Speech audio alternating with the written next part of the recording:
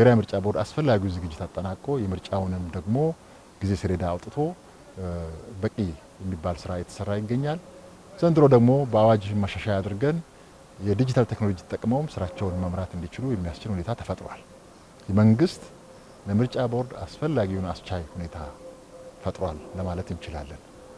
ከዚህ በመነሳት በየደረጃው ደግሞ ወደ ክልሎች በሚንቀሳቀሱበት ጊዜ ክልሎቻችን ደግሞ አስፈላጊውን ደግሞ ምቹ የስራ አካባቢ በመፍጠርና በማሟላት ለምሳሌ ጽህፈት ቤቶች፣ የቁሳቁስ ማከማቻዎች እንደዚሁም የማጓጓዣ አገልግሎቶችን ደግሞ ሁሉም በማቅረብ የተሳካ ስራ ሰላማዊ ዴሞክራሲያዊና በህዝቡ ደግሞ ታማኝነት ያለው ምርጫ እንዲከናወን ማስቻል ይኖርባቸዋል። ይህን ኃላፊነት እንዲወጡ በቂ ምክክር አድርገናል።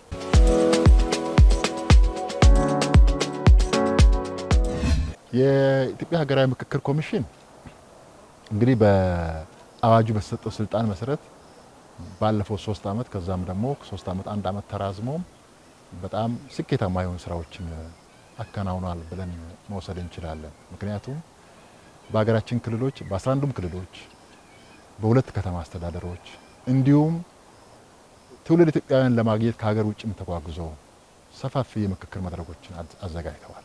በዚህም ሁለት ነገሮች፣ አንደኛ አጀንዳዎችን ሰብስበዋል፣ ሁለተኛ በአገራዊ ምክክር ጉባኤው ላይ የሚሳተፉ አካላትን አስመርጠው ለይተው ይዘው መጥተዋል። አሁን የጀመርነው ትግራይ ክልል ላይ የምናካሄደው የተለያዩ ብዙሃን ማህበራት፣ ሲቪል ማህበራት፣ ከፍተኛ ትምህርት ተቋማት መምህራን ሁሉ ውይይት አካሂደዋል። ልዩ ልዩ አጀንዳዎችን ክልሉን የሚመለከቱ አጀንዳዎችን አንስተዋል።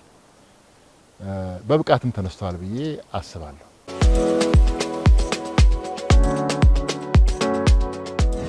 ከሀገራዊ ምክክሩ የሚገኘው ውጤት መንግስትና ገዢው ፓርቲ የሚመጣው ውጤት አመዛዝኖ ተቀብሎ ተግባራዊ ለማድረግ ዝግጁ ነው።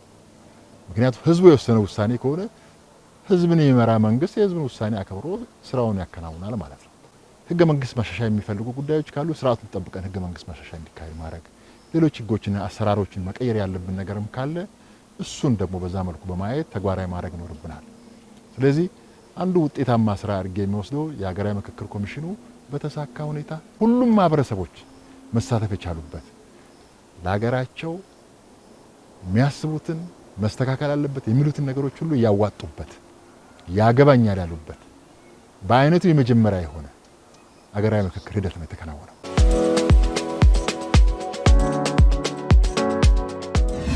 በእኛ ቋሚ ኮሚቴ በጣም የቅርብ ክትትል ይደረጋል። በቋሚ ኮሚቴ ብቻ ሳይሆን በምክር ቤቱ ከፍተኛ አመራር በጣም የቅርብ ክትትል ነው የሚደረገው። የቅርብ ክትትልም የቅርብ ድጋፍ ነው የሚደረገው። በጣም እጅግ ፈታኝ ሁኔታ ውስጥ እንኳን ቢያልፍ በጽናት የሚቆም ህዝብ ያለበት ሀገር።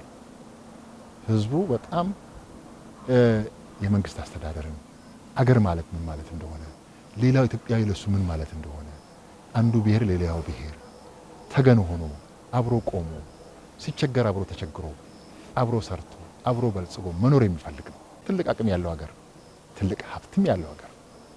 ዋናው ከተነጋገርን ከተሳሰብን ብዙ ነገር መስራት እንችላለን። ምክክሩ ደግሞ ለዚህ በጣም እጅግ አስፈላጊ ነው። ስለዚህ ነው የህዝብ ተወካዮች ምክር ቤት ህጉን ከማውጣት ጀምሮ ተቋሙን ከማደራጀት ጀምሮ እያንዳንዱ ዕለታዊ ተግባራትን ከመከታተል ጀምሮ እዚህ ደረጃ ላይ አሁን ደርሷል።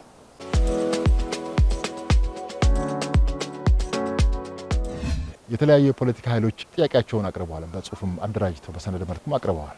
ስለዚህ በሀገራዊ ምክክሩ መመለስ የሚገባቸው ጉዳዮች የትግራይ ክልልን በሚመለከት ባሉ ጉዳዮች ላይ ዝርዝር ጉዳዮችን አቅርበዋል።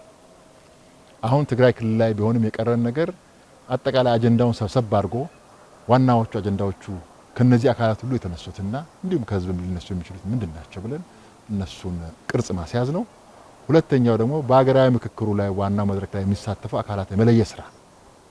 ስለዚህ ከሞላ ጎደል የተጠናቀቀ የሚገኝ ነው። ሁሉንም ባለድርሻ አካላት በተለይ በትግራይ ክልል ያሉ ባለድርሻ አካላት በንቃት እንዲሳተፉ፣ ይሄ ባለው አጭር ጊዜ ውስጥ ደግሞ ስኬታማ በሆነ መንገድ እንዲጠናቀቅ የራሳቸው ሚና እንዲጫወቱ ጥሬን አስተላልፋለሁ።